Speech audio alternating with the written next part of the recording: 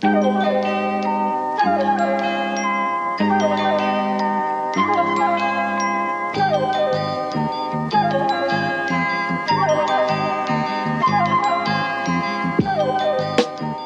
it's me, Sir Keir Starmer, and I'm very excited to announce that the hotline has blinked in the Labour Party offices this week, and I can confirm that Canadian hip-hop impresario Drake has defected to the Labour Party.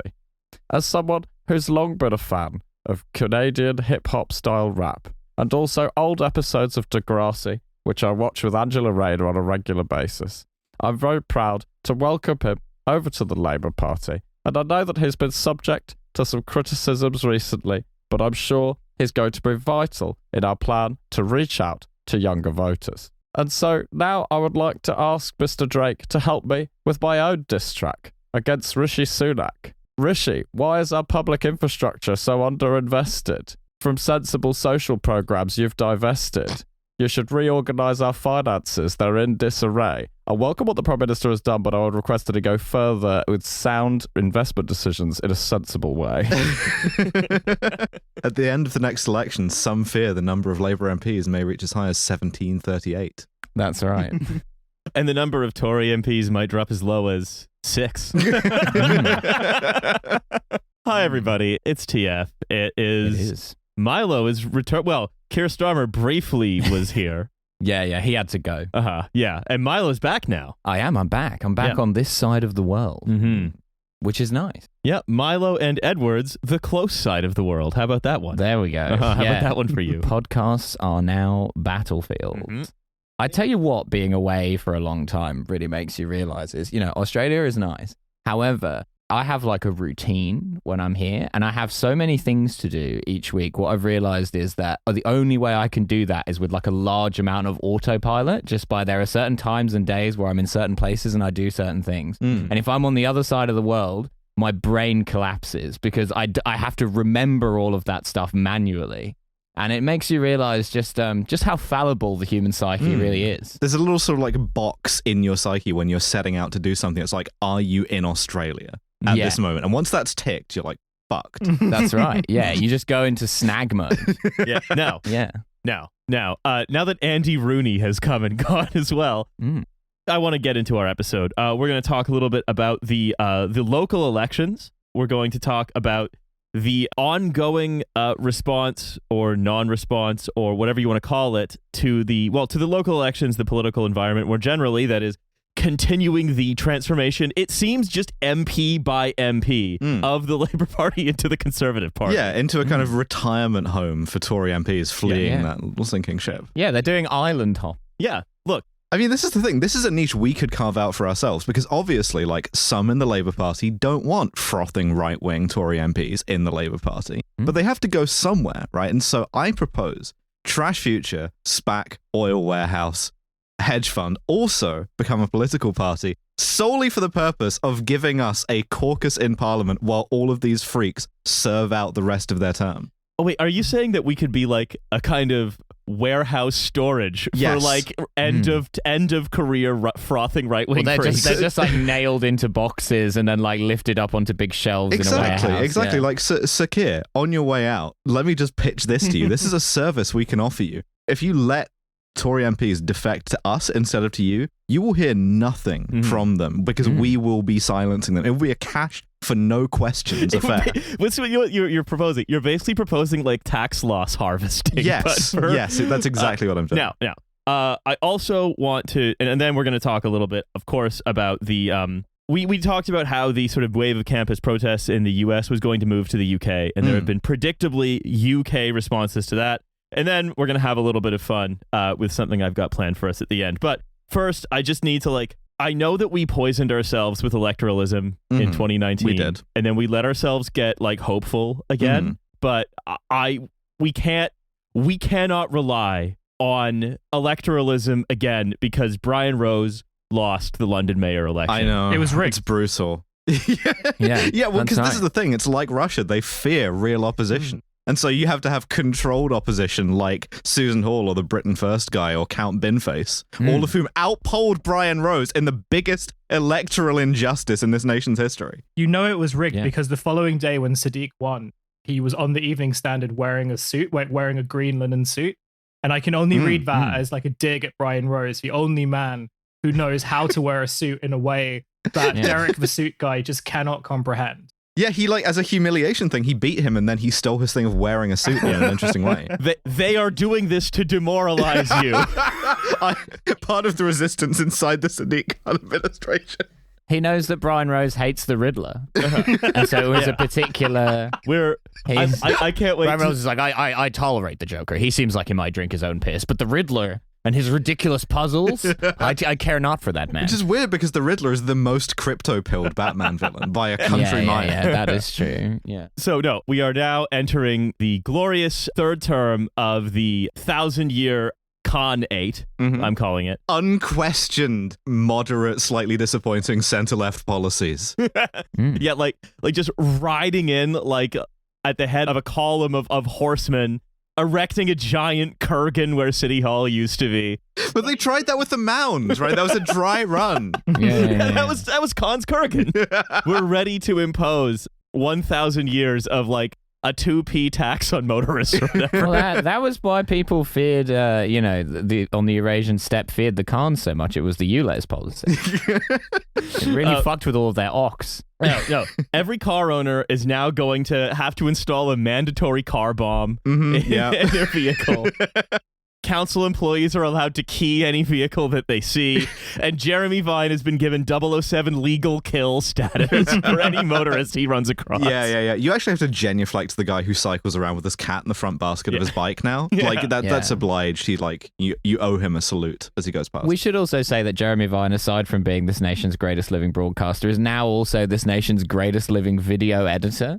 I never see a Jeremy Vine video where I'm not like, the edit on this is crazy. I don't know whether he's doing it himself or whether he has like a zoomer doing it, but like the dramatic like smash cuts, the text, it's got a deep aesthetic. Jeremy Vine's like zoomer hype beast video editor nephew or something. So what actually happened, right, with the London election is, I think the Tories just have assumed that they're never going to be able, the Tories have assumed that they're never going to be able to win a like London mayoral election again. Like the same thing with New York. The Republicans are like, we're just never winning. Which is weird because they could, if anyone wanted the job who could get elected. Yeah. Like this is the thing. It's a poison chalice for any conservative since Boris, right? And the only Tory person they want to do it is Karen Brady off The Apprentice, and she doesn't want to do it for any number of personal reasons. So they keep throwing nobodies like Susan Hall at it and going, okay, when will the fascist coalition of like anti-ULEZ guys build itself together under her? Under like a kind of wacky aunt from Harrow. They need to run Captain Gatso. It's the only solution. Actually, that's not a bad idea, because the sort of way that I saw it was like, well, one way is kind of, you could like, the Tories could sort of win London again if they could find someone who could like at least pretend that they liked being in London. But I think Boris was sort of like kind of I was pretty young and like sort of disinterested when he got elected, so I can't really remember like what the campaign was, but he strikes me as a guy who wouldn't like, his campaign wouldn't be like, yeah, this place fucking sucks and I hate it, and like, yeah, Boris's campaigns were more like, he's funny. Check out this funny guy. He says the, whiff waff. But the reason why I was thinking, and like there was that period of time just before the election where, and obviously we know that it was kind of bullshit and like, political journalists sort of just like took the bait. But one of the things that I and lots of other people were sort of thinking was, oh, like Susan Hall could potentially win it. And the reason why she could potentially win it would be because I think there is like a greater sort of disparity between Greater London and the inner cities in terms of, and inner London in terms of like what its kind of like politics actually are. And so if you had someone who was like a bit more politically astute, who could sort of take the anger and take the kind of like politics of resentment, but I think is sort of very ubiquitous in lots of external London, and like having lived exclusively in between like zones 5 and 7 most of my life, like it is very evident. You're so right. Like the city is poised for Bromley Hitler. Like it's only a matter of time before someone from one of the bits of London that is technically in London but shouldn't really be is like leads ruling London from the Glade shopping centre. Holding a rally at the Chislehurst Caves. The echo you'd get on that. You needed someone who would basically be able to kind of like form an army of ULEZ like anger at ULEZ driven car bombers to like just kind of like really drive this campaign, and Susan Hall was not that. So all of which is to say that with kind of tactic that the Tories the tact. I mean, again, I feel like it sort of sparks back to the idea that they never thought that this woman would win, and then like on the off chance that like, oh, she might, they sort of like quickly change their tune. But if you had someone who could just like really contain that energy, like a Farage type figure, like it could have gone a very, very different way. And I don't know what obviously I don't know what's going to happen in like the next term, but like I wouldn't necessarily write off that kind of politics becoming a lot more dominant in Conservative Party stuff. Touching my hand to the lathe here, Nigel Farage is from London, right? Like he went to school in Dulwich. Like he could be Bromley Hitler if he wanted to be. It's just like it would be a demotion from the kind of Hitler job he's like auditioning for now. Or at least Orpington Mussolini. No, but that's a great restaurant. Right. The thing is, like, elections in the UK, I think having sort of sat through quite a few of them, being sort of invested in, a couple of them. Elections in the UK have for a very long time largely been about dissatisfaction with incumbency. Yeah, well, this is interesting because this election has been a kind of blueprint of boring versus boring, right? And the Khan campaign was no one sees him, no one talks to him, you forget he's there, enough people vote out of inertia that he gets his third term, and then he comes out in his new Percival suit and celebrates. Yeah, not enough, and it's like all you didn't do is motivate enough people more or less against him. Yeah. And that's the thing. It was basically how many people hate you, Les, and will remember to bother to vote. Not more enough, basically. And it's this, you can map that, and there are a lot of political journalists have been trying to draw, again, a lot of conclusions about how to map the local elections that have just gone onto an upcoming Westminster election. And, say a lot of that has been pretty spurious. Right, because you're not going to people who are at Westminster elections aren't going to vote for third parties as often. Yeah. Also, turnout does tend to be a little bit higher than in local elections, but nevertheless, there is, broadly speaking, the sort of decimation of the Tories didn't mean lots and lots of voters going to Labour. Labour won out of it, but there was a lot of there were councillors that went over to Reform. There was also wins for the Workers' Party of Great Britain. There are also wins for the Greens, considerable actually like Labour support going over to the Greens. Yeah, chipping away in Bristol at Labour. But moreover, I think there are a few things that that got germinated in these local elections that will probably stick around as national political tendencies. One of which is it looks as though all of the unelected fake job people whose job it is to get performatively scared of anything outside the British political mainstream are now looking squarely at the Greens. Like we have John Mann writing them letters. We have the JLM, the Labour, the JLM, the Labour Party affiliated group, writing about their concern with the Greens, saying that doesn't even go here. But they do have a lot of feelings. And so it's like, okay, well, we now know, right? Exactly the what's going to happen with the Green Party is they're going to be, because they are where the left that looks at sort of Starmer's Labour and says we don't want to be involved in this at all. They're the new thing that has to be policed, yes, right? Exactly. Because there's enough drift that they're the only credible thing to police. Yeah. And the Labour right love policing stuff. They love it. They're can't get enough of crazy about it. Yeah. It's just going to be really funny when it's applied to the Green Party because it's going to have to be like you're eating lentils in an anti-Semitic way. like there's a lot of criticisms you could level at the Green Party, but they're just so fundamentally harmless. We saw it work already because Corbyn was spiritually quite green. He was a lentil man. He was lentiled up. He was lentil. He was allotment maxing. But exactly. Also so we see the sort of monstering of the Greens again, John Mann just getting Terminator vision at the Greens, and then who are an electoral threat, but not a huge one. Versus Orpington Mussolini, they're not about to become Bristol Stalin. Maybe they should do, but. Do you disavow the actions of the Green Giant? Do you agree that it is violent and intimidating when he says ho ho ho? Oh, the Spanish Green Giant has some skeletons in his closet. Those tweets. He was a Francoist. Would you nationalize marrows? Just the Jolly Green Giants striding into Madrid, ending the Spanish Civil War. Yeah, that's right. Grim times. But we don't want to know what policies he did want to bring about. So he wounded Hemingway. The other thing, though, right? The other tendency I think we've seen a lot, but that has come out in quite an ugly way from these local elections, is the idea that fundamentally it is illegitimate to court, quote unquote, capitals at the start of each letter, the Muslim vote. Yeah, this is, again, groups being policed, right? Is this community we insist are like leaving the Labour Party when they shouldn't, and this is because of ancient hatred. I mean, the anonymous Labour source saying one of the most racist things I've ever heard in my life. Wait, sorry. After this local election, I'm going to have to ask you, which of the instances of that?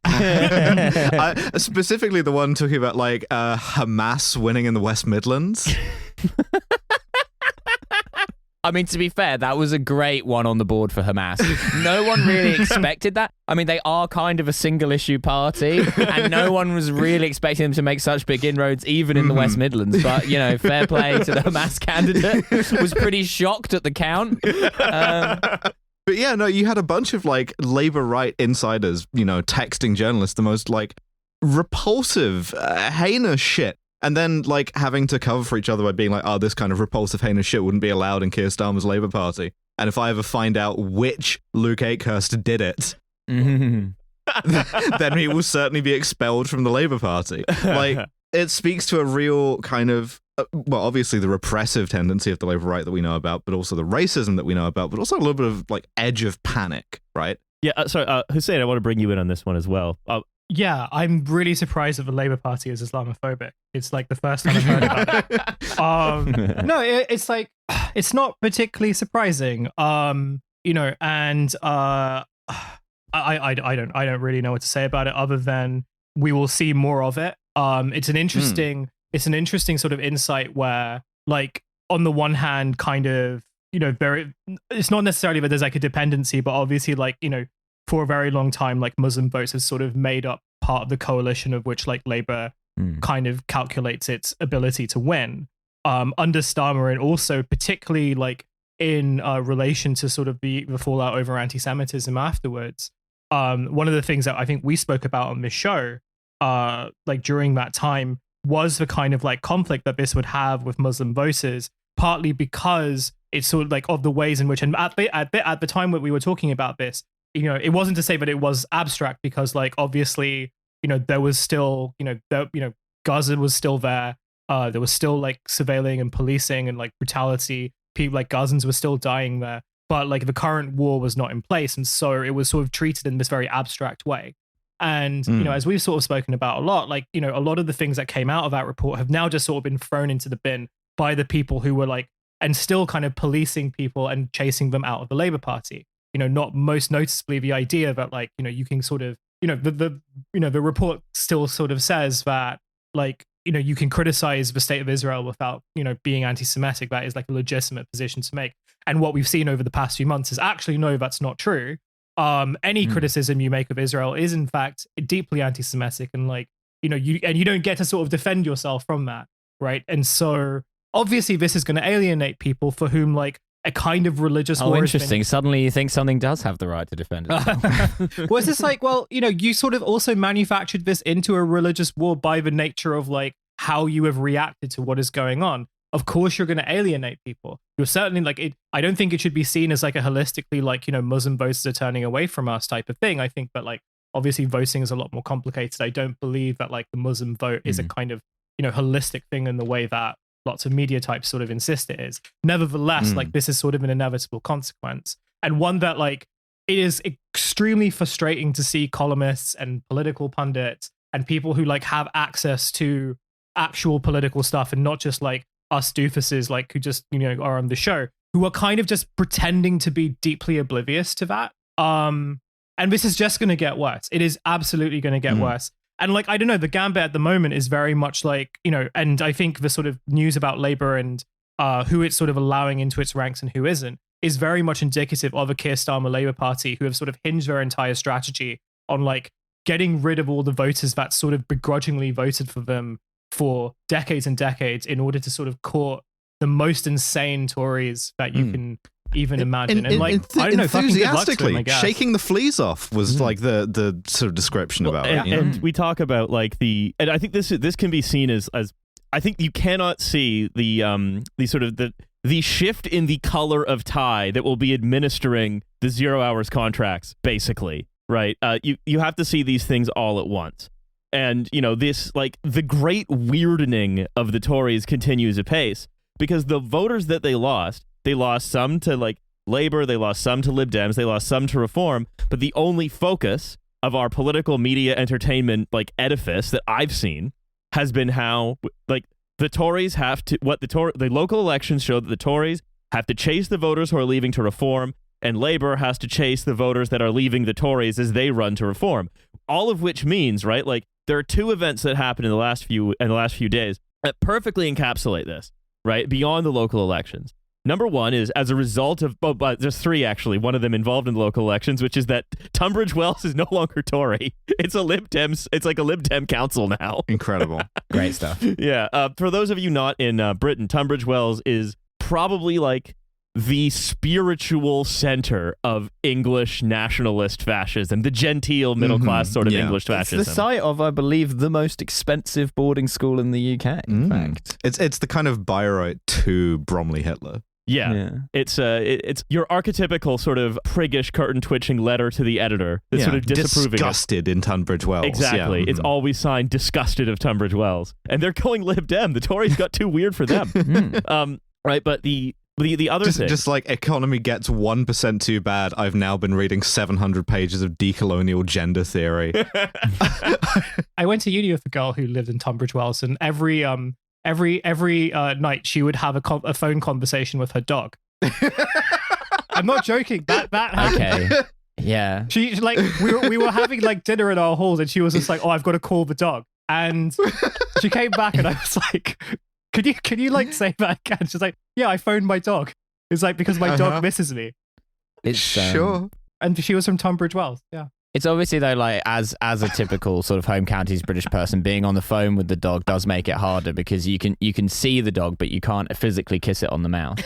You can't even see the dog because, like, you know, this was like we didn't have. Well, I mean, like there were smartphones, but like most of us, if you were really wealthy, you had like a BlackBerry. But if you didn't, calling my dog on my Motorola Razr. Yeah, so she was calling her dog on her BlackBerry. Yeah, the dog has like a Bluetooth headset, like one of those call center ones, like one earphone and a mic. Yeah. So, in addition to Tunbridge Wells, the epicenter of like people having strange relationships with their dogs, which is woke now. Now they're gonna have to ask their dogs' pronouns. Is the Tory defections continue, which we've alluded to. Natalie Elphick, who basically scraped through the bottom of the barrel into the kind of sediment below the barrel. Indeed. Isn't she the MP for Dover? Yes. She is. That strikes me as that's a pretty right-wing part of town. Well, now Kent has two Labour MPs, her and Rosie Duffield. Yeah, Rosie Duffield fucking hates it, which is really funny. Like, Rosie Duffield has been briefing against Big Keir about this. There's been, like, serious pushback from, like, her and some other Labour MPs about this. So I guess really it's kind of like Highlander. There can only be one Kent Labour MP, you know? Yeah, it's going to be Tunbridge Wells. But, right, so Natalie Elphick has basically crossed the aisle to the Labour Party. And everything's moving so far right. She woke up in the Labour Party. Yeah, they were like it was like kind of like post World War I Central Europe, where you just woke up and they were like, "You're in Poland now," and you're like, "What?" Yeah, they're like, "Start speaking Polish, cunt." Yeah, Natalie Elphick has defected to Czechoslovakia. Yeah, that's right. Yeah. So basically, the Sudeten Tory. This is more or less, this is the best possible like summary of it. Bromley Hitler occupying the Bromley Sudeten land. And you know, again, like more. I think all that needs to be said about it is that this is someone who is a stop the boats right-wing Tory for whom Rishi Sunak was too soft, and not sort of speculate. And we all know, right, that every Labour MP's favorite MP is a Tory. Labour MP is a Tory MP. Yeah, right? I said that last time, and it came even more true. Yeah, like. And also, do we want to talk about how she got her seat in the first place? I think it is worth talking about how she got her seat, and also remembering.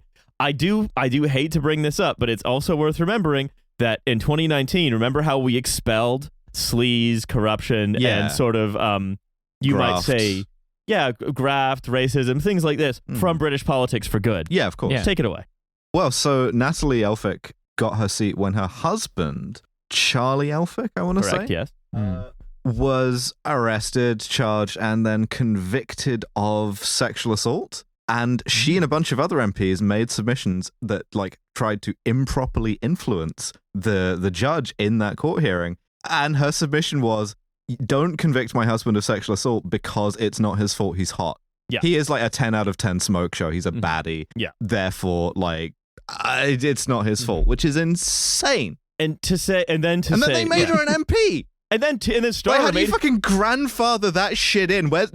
How is there a line of descent on an MP's seat to wife after you get done for sexual misconduct? Boris was like, he is hot, to be fair. I'd shag him. What the fuck is this, Crusader Kings? Yeah, right. But right, and not sort of. And of course, it is unsurprising, right, that these people are extremely right wing. It's unsurprising that they're hypocrites. But I sort of pair this in my mind, right? At the same time, a couple days ago, the package of workers' rights that was sort of Angela Rayner's baby, right? That was one of the big promises as yet unbroken by the party, because they broke their promises about Angela Rayner. It's worth staying in because I have this whole package of labor reforms, and I will never get Tonya Hardinged. Yeah, and how essentially Keir's stalking towards her in the car park with a tire iron. I welcome your shins. But a shame if anything were to happen to them. Yeah, I know. Right, and at the same time, this package of reforms, I have it here, has essentially the renewed New Deal, it's now called. The new deal. The newer deal. Yeah. Very good. The newest possible deal we could emphasize. Yeah. Everything is for the deal and the newest of all possible deals. We've got the newest deal, folks. Now, people say they've got a deal, so So this is Trump on QVC vibe. So what they have done. Beautiful brooch, gold plated. What they have done is they promised a number of things, including a new single status for all workers, effectively eliminating the gig economy. They promised. Well, everyone's single now. Yeah, it's gonna be a horny time. Every worker declared single and fuckable. Yeah, that's right. Submissive and readable. It's hot worker summer. Also, they declared that you would get full employment rights from day one, so no sort of probationary periods where you could be fired without cause, and so on and so on.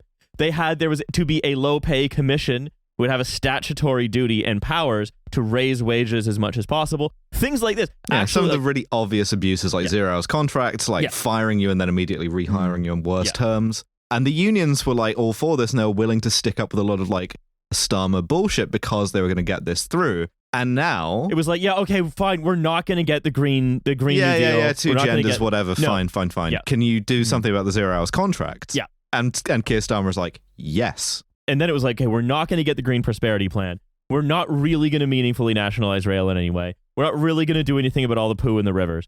We're not. Bunch of weird turf shit also. Yeah. Oh, that's not in the rivers as well, is it? Yeah. But we are at least going to have a bunch of quite labor friendly, it's in the name, of course, changes to workers' rights. Yeah. What has happened is all of these have been watered down to either sector specific. So, for example, the fair pay agreement in all sectors, which would see collective bargaining mandated in each different industrial sector, has been watered down to a promise to consult on a fair pay agreement in the social care sector only. Wow. This is nothing. Yeah. This is absolutely nothing. It's a lot. It's a big change to go from all sectors to one sector a bit. Yeah, most of the sectors you're taking out. Yeah. Almost all of them, in fact. It will also, basically what they've said is they have clarified that their proposed ban on 0 hours contracts will be a right to contract reflecting a worker's regular work pattern over the previous 12 weeks. Essentially, all of these things are leaving so much wiggle room that anyone who is currently powerful, say an employer, for example, just wiggle your way right through that. Yeah, you just don't have to do it. You won't have to do any of it. Yeah, and so the union's response to this, to exercise their, pretty substantial financial lever on Keir Starmer, because they still fund the Labour Party to a great extent, has been to be frowny face. Yeah. We will have a come to Jesus meeting with Keir Starmer. Yes. Which has not happened yet, I believe. No. Keir Starmer's just constantly going around to every single power broker in the UK and going, Do you hate me? Are you mad at me? Are you mad at me? Can I do something? And the thing is, all of these Labour people are mad at him, but they're also like so broken by years of like Labour and Tory governance that they're just like their only red lines are frowny face. So maybe I'm wrong. Maybe they'll surprise me, but like I'm not optimistic about how this is going to go. If Keir Starmer's not careful, the Trade Union Congress are going to send him that emoji of like the warthog with his head exploding, and then he'll really be in trouble. So what we have is you have the same kind, broadly speaking, the same kinds of rights for people who are already in like permanent jobs, and the more close higher up the scale it is, obviously the better. You have that already. I welcome the shrinking of the fence, but I call upon it to go further. What you also have then is pretty much no route out of casualized work, no route out of precarious work. It's the same kind of if you want to know, there's been lots of sort of, ink spilled about what is Starmerism, what is Starmerism. I mean, I'm ongoing with my view that it is a media management project, and it had an idea of, what do we think the papers and the press want to hear? Well, we're the Labour Party, so it should probably be some investment. People kind of liked that. And then there was sort of pressures, and people didn't like it all. And it's been slowly whittled down to, I will kind of just tell you whatever you want, until eventually the plan seems to be to have all seats under one party rule, because everybody just joins the Labour Party, and it more or less continues the glorious project of Cameronism. It's beautiful, isn't it? It's a managed democracy. We're going to be like the LDP in Japan. Like, red tie. That's the sole policy left, is red tie, unless you don't like it, in which case blue tie. Rishi Sunak should join the Labour Party and it's become a matter leader. of time. Yeah. He could stay on as Prime Minister. He'll just convince Keir Starmer into letting him be leader. Welcome, Rishi Sunak, you remember from North Yorkshire, So what is ultimately, right? It's not worthwhile asking what's the difference, because there is no difference. It's just interesting to note that what is actually happening is everybody seemed to agree that the main problem of David Cameron was the Brexit referendum. And then that kind of threw things for a loop for a little while, as well as like the Labour Party accidentally becoming a much more, if not, again, having much more popular policies. Those things all happened for a while. Yeah, I mean, We've reset, though. Brexit, aberration to the right. Corbyn, aberration to the left. We recenter back to Cameron and Osborne, I guess. Like, we've gone from the guy who fucked the pig's head to a guy who looks like the pig's head that got fucked. But, like, the policies remain basically the same. The sentiment is slightly nastier in some ways. It's like Cameronism will never stop, right? Cameronism, it's like the T2000. You can be. Our you can goal stop is the it. unhappiness of all mankind. Cameron Gilles, Cameron Gilles, Cameron Buttigieg. It's like Cameronism can never be stopped. It can be slowed down. Oh, it's the thing is, true Cameronism has never been tried. Yeah, that's all right. Look, maybe we just didn't hug enough hoodies. So it's just 2015 again. And we're just going to pick up as though the last 8 years more or less didn't happen. It was all a dream. Yeah. Well, I put it to you that it didn't happen. Look, a lot of people have been criticising the Labour Party, saying, what exactly are you offering? Whereas I think we've very carefully threaded the needle. We have a lot of stakeholders that we must take into account for the benefit of people in business and the media. I am actually doing nothing. But for the benefit of voters, I am appearing to do something, whilst actually doing nothing. And that's actually quite difficult. I think not even it's accurate to say doing nothing. Doing quite a bit of very aggressive activity, but that's homeostatic. It's like he's doing quite a bit just to make sure that nothing changes. Or if it changes, that it gets worse for the people it's supposed to get worse for, and better for the people it's supposed to. You see the thing in The Guardian about interviewing a bunch of climate scientists who are like, oh yeah, we're fucked. We're like mega fucked. Yeah. So it's cool. We're going to go back to 2015, but with the amount of CO2 in the atmosphere way higher. It's going to make everyone stupider. So what we're saying is the politics of 2015, the climate of the Paleocene. Yes. Great. Yeah. Perfect. Yeah, I think that the politics of 2015 is a perfect way to react to, a Pangea climate. Perfect. Well, someone told Keir Starmer not to eat any bacon sandwiches, or he could be in real trouble. If anyone who's going to say, Pangea wasn't the Paleocene, that was just the first geological epoch I could think of. Don't tell me, I don't want to know. But look, this is ultimately, I think, what we learn is from the council elections, what we learn from the ongoing, shite festing, or whatever you want to call it, that has been going on in basically the one political party that runs Britain is that these things are going to continue defending themselves, and they're defending themselves most probably, if you're listening to this, from you. Yes, absolutely. Basically. Not necessarily the you that exists now, unless you're in the Green Party, but like the you that could exist, the angrier you, the cooler you, the you that throws Molotov cocktails at things, that kind of you. Of which one of those climate scientists the Guardian interviewed was like, yeah, I give it 5 years before there's like serious like state like civil disorder like worldwide. So, you know. And so the when we talk about Starmer not doing anything, what he's doing is he's gearing up to defend the current order as much as possible from disorder, which doesn't include, by the way that you might want it to be. You might want to be defended from disorder, which is you would want to be kept so comfortable you don't become disorderly. No, that's not possible anymore. We've blazed right past. No. Repression. It's actually quite prescient, right? Because it's so much of the labor rights idea of policing stuff is, it's freakish, obviously, in personal terms, to be like, to even like frown at me as disorderly, right? But if you want to suppress like the disorder that's going to be happening in 5 years' time, it's pretty smart. Absolutely. Well, speaking of disorder, how about some disorder that's happening now? Ooh. That's disorder right. of pasta coming directly to my... I don't know. So, you're eating it Orpington Mussolini, I see.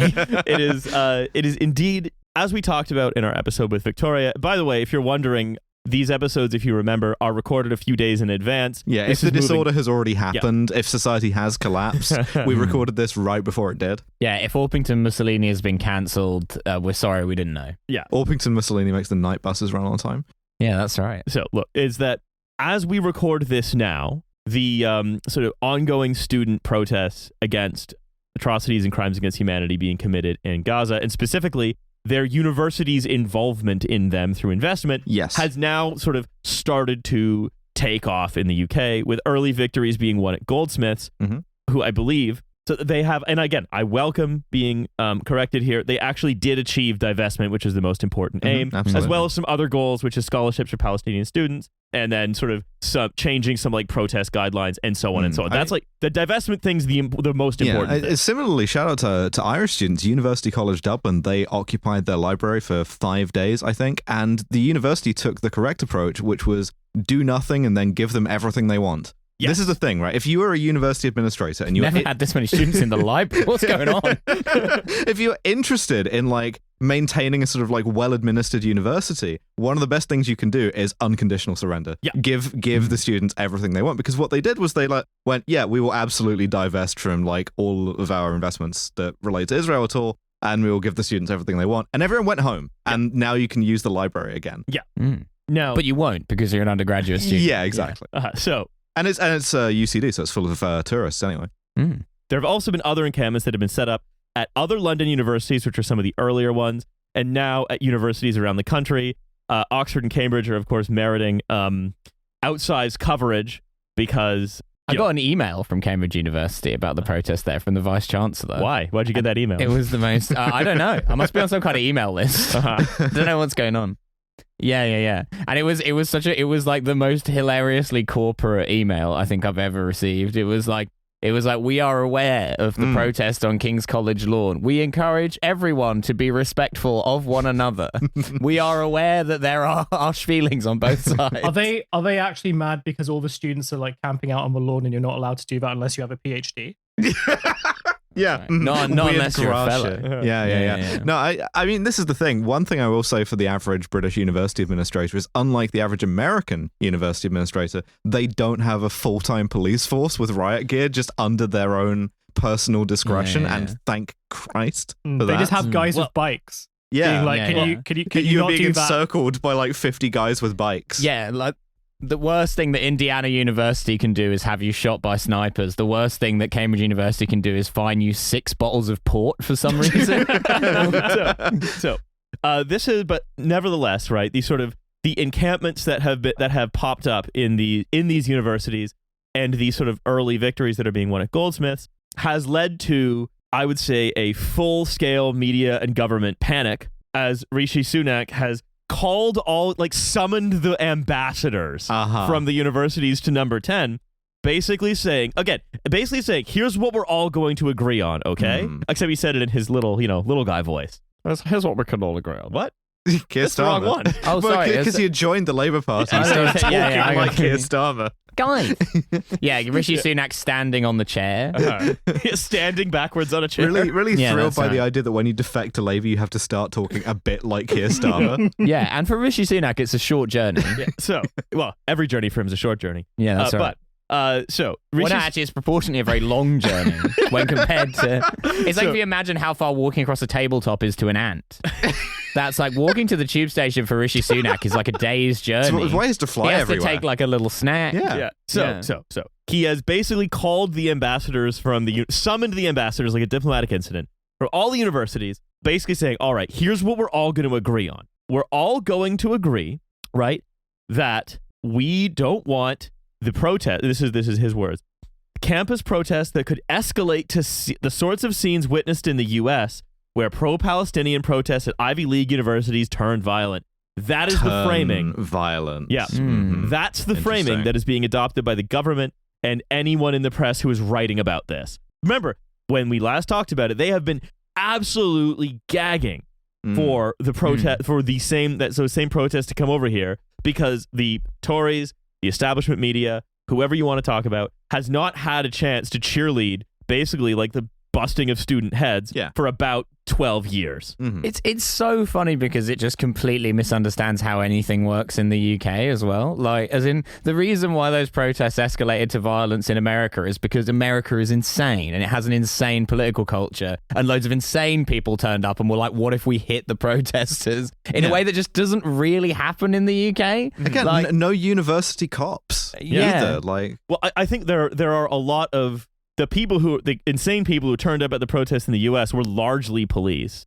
The insane people who would turn up at the protests in the UK are like internet poisoned or Daily Mail poisoned lunatics who are going to, like someone already did in the US at a Columbia protest, drive their car into a bunch of people. Or like the UCLA counter protesters and heavy air quotes. Yeah, those were the ones I was hearing a lot Yeah. about. Were kind of like slightly crazy pro-Israel people like turning up and being insane. The Sunak then said, our university campuses should be places of rigorous debate, but don't cancel graduation, don't cancel commencement. No one should be inconvenienced on their way on the Pitt Rivers Museum. No one should be inconvenienced on their way into the Pitt Rivers Museum. Yeah, they're trying to see the shrunken heads. Well, I come back to University College Dublin for some reason, which is that like if the ideal bourgeois university has no students and no teaching happening, one thing it does have besides administrators and cops is a lot of tourists for some reason. So, Oxford and Cambridge can both just be tourist attractions now. Yeah, that's right. So, Gillian Keegan, Education Secretary, said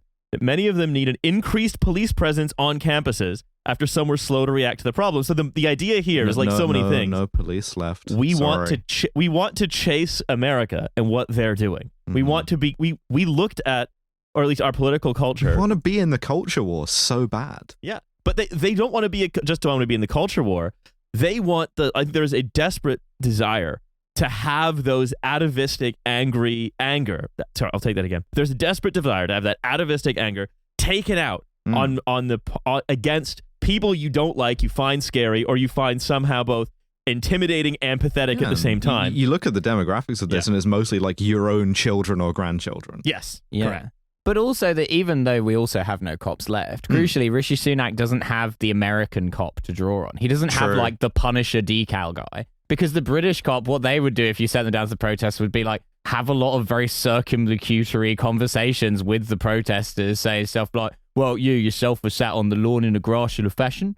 This is against Ordinance 43A, and then it would just be a 10-hour debate in the course of which nothing would happen. I mean, this is the thing. It's like trying to push on. You're trying to like pull that lever essentially that turns the British cop from like that to like we saw in the 2008 student protest, where it like met TSG like doing coke. But they didn't factor in one Yeah. thing, which is that British society can all be united by their love of vapes, and so it would end with the police and the protesters all sharing vapes together. Yeah. The vaping of the 5,000 when Jesus handed one elf bar around the crowd and everyone had a toke. That's why the government want to ban the vapes, because they know it's the only thing that can unite people from across cultures and across classes. Yeah, I remember that one Kendall Jenner ad where she like hands the cop a vape and like peace breaks out. So there's a few more No things. reaction off that. Someone was like, I'd fucked up that joke badly. a few more things, right? A few more things, which is, various people have been asked in the one political party. Various people have been asked for their reactions to these things. The Tory, one of the Tory reactions, again, like you can see the official line kind of getting worked out here. The Tory reaction from Miriam Cates has been, the Blairite aspiration to send half of all young people to university has backfired spectacularly. Yeah, all of these people should be way dumber. Yeah, spending 3 years detached from the real world, spending someone else's money is not the best start to an adult life. Palestine is in the real world. That's That's one of the places where it is. Yes, like it's one of the realest bits. I would argue. If you really want to know how things work. I mean, it's also a pretty funny thing to say as a Tory MP, someone who has never inhabited the real world at any point. Yeah. Yeah. And did Miriam Cates do anything before being an MP either? Like, I don't remember anything about her besides politics. Hang on, we can let's check. Pull that up on screen. Okay. She was a teacher for a little while and then became a full-time politician. Okay, cool. She was like, these schools are overfunded. Time to join the Conservative Party. In fairness, Party. right, if you're a teacher and you're like, I hate these little shits and I want to make their lives as miserable as possible, being a Tory MP is easily one of the best ways to do that. Right, and now, so this is, that's one of the examples, right, which is just, I no longer, and which is common, by the way, again, in ways that people in Britain's governing class look at the country, which is, what are some of the things that, agree with them or not, at least kind of work here as an industry, and exporting higher education is one of them. It's one of the last ones we have. And to be like, I don't like this anymore. I don't like this. We shouldn't have it. And this is also like one of the reasons why like the differences between the US and the UK protests in terms of the reaction to, because in the US it's like there aren't really any, there are some calls to be like, oh, we need to shut down Harvard or Columbia or whatever, but they're like in the minority. Like their argument is very much like, oh, we need to like de-wokeify the Ivy League and like, bring it back to its sort of glory, which is to sort of say that like we still want like our kids and our grandkids to like go to these elite schools. We just want to get rid of the people who like, we don't want to be there, which happen to like largely be minority kids. And which is also, you can draw a line between like this kind of stuff around like the sort of resistance towards like DEI, and the sort of manufacturedness of that with the sort of... You're so right though. Like there's we don't even want to do elite reproduction anymore. We just hate the kids too much. But in the UK it's like, no, fuck my grandkids. I don't give a shit if they go to Oxford or not, right? I just like fucking hate them. my woke non-binary grandchild. Yeah, I'll never fuck my wife in case we have a child. Yeah, we have ordered Wadham College to be rigged up with the same explosives they have at TSMC in case any one more person gets a gender. We're blowing the whole thing. That's right. But this is the one response, which is again like to be so in the culture war about it, to be so again hatred, to have so much hatred of like either your own children and grandchildren or like anybody who stands outside the extremely very narrow, it's a very narrow Overton window and it's very heavily policed. And to say anyone who steps I understand that, it's hard to get into Oxford and Cambridge. Like I don't want these things to exist from the right, basically. I want them to exist only as tourist attractions, as you say. Tourist attractions and like warehouses for like the sort of Chinese upper to upper middle class. Yes. And meanwhile, China needs people to run stuff, so we still have to operate Oxford and Cambridge. And for it's still going to be prestigious for a while until they figure out anything else. Yeah, when the Chinese take us over, we want the guy ruling Britain to be saying stuff like, "I spent many happy years in Oxford, and for that reason, I will spare you." Yeah, exactly. Things get fucked up, and we get like the Durham Communist Party cadre. Yeah, the Durham Chinese guy. Yeah, he's got a real chip on his shoulder about the Oxford and Cambridge Chinese. Just like sort of walks in, is like here, the country's been taken over. The troops are here for your protection. It's exactly as good as Oxford and Cambridge. It's as academically rigorous. So you're saying our first move as Chinese overlords will be to assert the power of Doxbridge? No. That is one sort of, you could say almost like spasmodic reaction to people stepping out of this Overton window in public. Yeah. One of the other ones, again, this is David Lammy being interviewed about, progressive realism, says, there's a difference between peaceful protest of the kind Mandela would have advocated. I mean, didn't he used to blow stuff up? Yeah, he did. He did, yeah. No, don't think so. I checked. Uh-huh. I checked the things people think without really thinking about them list. I checked the Mandela effect. Yes, I checked. It's possible Mandela effect. Yeah. And again, it's like, oh yeah, it was Gandhi, and Gandhi ended British rule in India by, you know, being hungry nice, and being nice, being nice and wearing the thing By and having crazy drip. Yeah. there was nobody else who was like also practicing any other kind of resistance at any time. Same thing with Mandela, by the way. There was no like campaigns to say starve apartheid South Africa of investment. No. You know, it was just Mandela went to jail really well. The thing is, right, the way this works is you get oppressed for long enough, you unlock the guy who like invents being nice, and then when you do, the whole thing like falls apart. It's like a blue shell in Mario Kart. It's like you have to be at the back for a while, and then you get it, and then, you know, that works. To see that again brought back up as though we know that the opinion of the Labour Party is the only thing you should do is nothing, right? Because you should let us do the stuff, and what we're going to do is very safely live in that little window. Yeah. You know, he says, which is getting less and less realistic a place to live in, by the way. It's becoming more of an arrow slit. Yes. There's a difference between the kind of peaceful protest of the kind that Mandela would have advocated and violence and rioting. And I would also argue there's a big fucking difference between violence and rioting and what's going on at UK universities right now. Unless between the time we record this and the time we release it, a bunch of like people who got radicalized on Facebook or in a newspaper comment section just go in with a cricket bat or a car and start busting heads. Yeah, be very. I'll lay down a marker here and say that if there is violence and rioting, it's not going to be the students starting it. Indeed. Luckily, the Oxford and Cambridge students will probably have a cricket bat with which to defend themselves. So I'm outraged at what is happening to ordinary folk in Sudan and Yemen and in Haiti.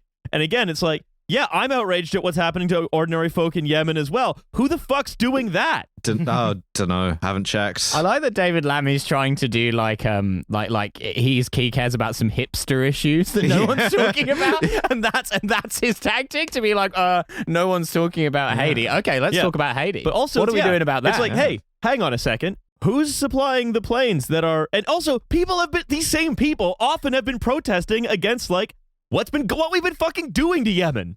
Also, it's so dumb to be like, thinking it's a gotcha that like people are focused on one thing right now. People can only think about one thing at a time, and it's the thing we're doing. Yeah. No one gets up in the morning and is like, right, I'm going to compile a list of every injustice in the world and go through them one by one. That's not how brains work. It's the sort of INTJ comprehending everything. Yeah. It's an interesting point to make where it's just like, you know, the real, like, when, you know, to go back to electoral politics just for a little bit, like the real reverence that like sometimes these politicians have over like, you know, the ordinary voter, like, you know, they don't care about what happens in Westminster. They don't care about global issues. They just want their bins collected, right? That's the only thing they think about. They just think about their bins. They just think about their bins. No one's telling them that like, oh, you should also think about like the potholes or something as well. But like, no, we respect that you only think about the bins, and we will do everything in our power to make sure that like your bins are sort of picked up on time. Whether they do it is a different question, obviously, but it is interesting to kind of like berate, or it's very telling that like, you know, you'll sort of like berate one group of people for being like, oh, you're commenting on like all these atrocities that you see on your phone all the time because like so much like horrific stuff is happening, but like even if you try to avoid these, like even, you know, but actually like you shouldn't talk about the like sort of decapitated bodies you sort of see on social media. Like, even if you're like not searching for it, you should be thinking like you should just be thinking about Haiti and the bins. Haiti and the bins is an indie band. You should be thinking about issues that are so local to you that they're basically administrative questions. Yeah. Or you should be thinking about international issues that we have not as much to do with, let's say. Lammy goes on. I say gently to those who concentrate singly on a very ancient and terrible war. A war where one of the sides goes back to being an organization, entity in the area since as long as 1987. Yeah, like an ancient war that goes back to October. Yeah, an ancient and terrible war that is taking place in Gaza. Again, and but let us not crowd out a lot of people suffering in our world today, and underlying that the US and UK have to stand firm on so many fronts today. No, fuck you, eat shit. I will continue to think about this primarily. Yeah. And again, what they always want to do, this is people like Lammy, is they want to say, oh, you don't understand, you're wrong, or you also, oh, it's confusing, it's ancient, and it's too puzzling for my head. Oh, I can't think of it. No, it is simple, which is if you're a student and you have a university that's invested in fucking Elbit or whatever, then you have some of your student fees and some of your activity is going to facilitate crimes against humanity in Gaza right now. Yeah, is your university more likely to be invested in Israel or Jimmy Barbecue Cherizier, the gang warlord currently destabilizing Haiti? Just a quick guess, you know? And weirdly, the University of Reading, along on Jimmy Barbecue Cherizier, that guy gets results. Okay? He's funded our entire rowing program. One of those weird quirks where, like, Oxford owns a bunch of, like, Haitian gang shares. Yeah. Oxford is technically the world's biggest supplier of sawn-off shotguns. Yeah. So, at the end of the day, it's a simple yes-no question that the hand-wringing and the references to like, oh, well, it's from like 3 BC, you'll never understand it. No, it's a simple question. Are you facilitating this? Yes, no, you shouldn't be. Yeah, you can do concrete questions like where are the money and the arms going? Where are they coming from? And who's paying for them? You know, I mean, I'll sort of jump across the pond for a sec back to the US where, you know, again, as I try to follow like AI conferences. I try to look at who's talking at them, what are they saying, and there's one recently where Alex Karp, the CEO of Palantir, and Mark Milley, former general, basically spoke at this like it's the AI for Strategic Competitiveness Summit. The kind of like all of this shit is so funny to me. Like Palantir getting like airstrikes done on Kanban boards and all that kind of shit. Well, this is essentially right. They say, look, they speak plainly, right? They say what they think, which is that this is a kind of Vietnam moment for defense. Is that good? Well, kind of, is it? So let's say attitudinally among like the future generation of American elites. Now we know like the previous Vietnam moment certainly didn't end American empire, far from it. Yeah, John Kerry became Secretary of State. What it did do, however, was it took quite a while for ordinary Americans to be on board with putting a soldier in another country, right? It certainly damaged its reputation. So what Alex Karp says, if this quote-unquote argument is lost, right, the idea that the argument being put forward by the student protesters, which is this is bad, we should have nothing to do with it, we should have nothing to do with this country, why do we keep propping it up, and so on.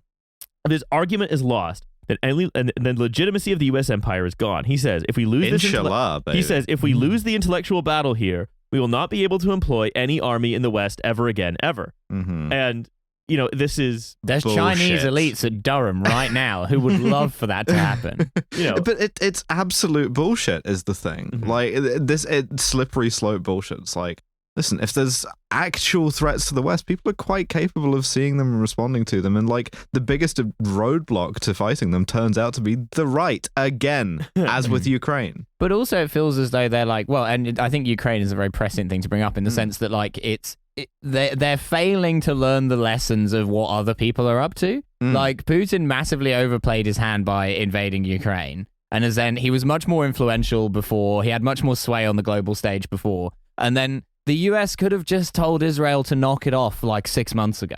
Like they could have just quietly, without publicly disavowing them or anything, just quietly stopped this from turning into the huge clusterfuck that it is. But they chose not to for like question mark. And now they're stuck in this situation where they either keep having to like doubling and tripling down on like the worst foreign policy mistake of the last decade, or they have to like completely disavow this like ally that's very like politically important to them or whatever. And it's like, you didn't need to get into this situation. Well, it's I suppose if you go back to no, you didn't, but also you did, because the whole point of, and especially as we've talked about on this show, the point of empire is to extend and crush and push and never back down. And the problem is, right, and I think why this goes back, why Karp and Milley are talking about student protesters in such sort of, let's say, extreme terms, is they represent a political tendency that wants to carpet bomb every university, send all like the pointy-headed professors back to the land or whatever. Which is very funny because if you look at Mark Milley, you can find a lot of cartoons of people making him woke because he like isn't transphobic or whatever. Right. That's one tendency, but also I think there is a sense that there is, and again, this is what Miriam Cates I think is reaching for as well, and David Lammy is kind of wishing away, which is that elite reproduction requires these organizations. It doesn't require these organizations to teach you anything, really. It requires these organizations to credential you and give you the network that you're going to be invested in being an elite, managing whatever this whole thing is. Yeah, and because it's going to get more brutal, you are going to have to come out of these elite institutions willing to kill, right? Because like it's going to be a hotter world, it's going to be a more unstable, more violent world, and like the kind of imagined guarantees of security are such that no, you need these people to be on side, that you need them to be on the team of empire, and maybe they're not.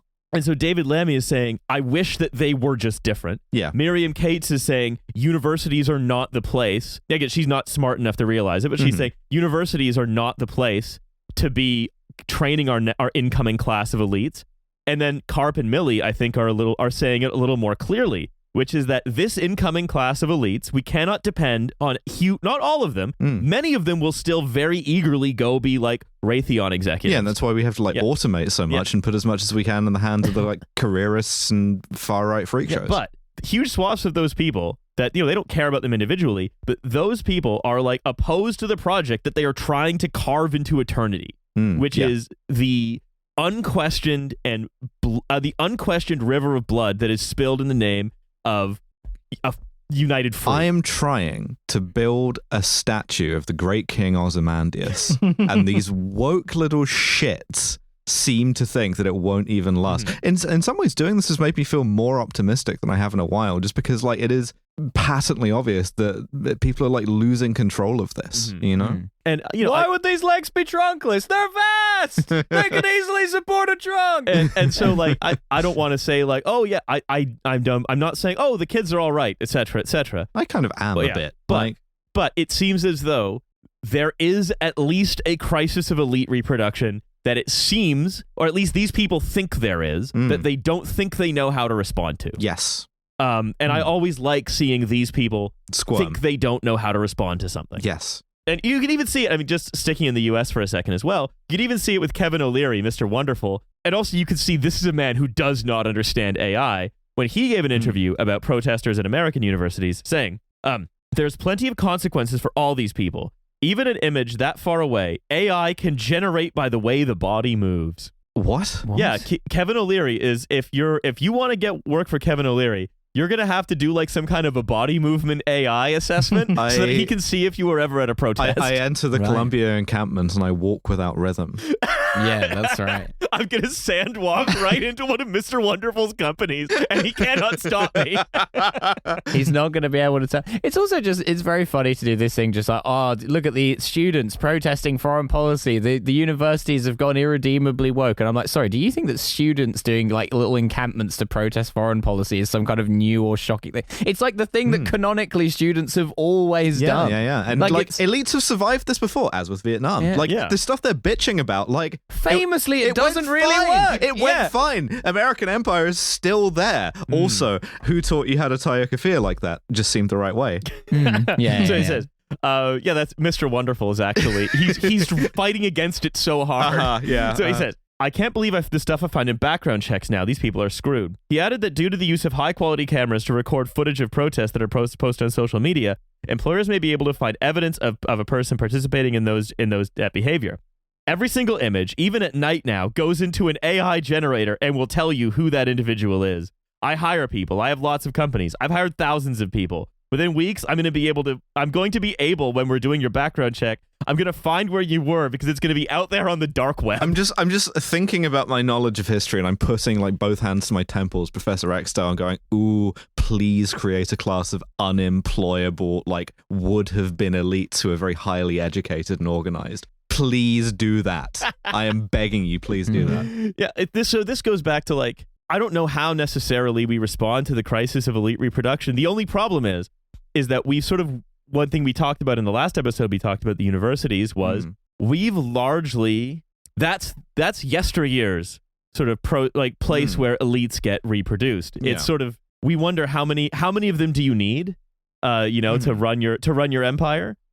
I guess we'll find out. Yeah, I mean, it kind of moved upwards, right? Like, university is preschool now, and the real place of elite reproduction is the graduate scheme. I was going to say, it also strikes me as kind of stupid that they would like immediately dismiss people who were sort of at these encampments. Because if I was a recruiter and I was just like, well, so you sort of like set up your own like little enterprising zone, like, you're being very resourceful, you're sort of like providing lots of kind of resource, you're providing, meals, resources, makeshift infrastructure or like using like, very like low cost materials.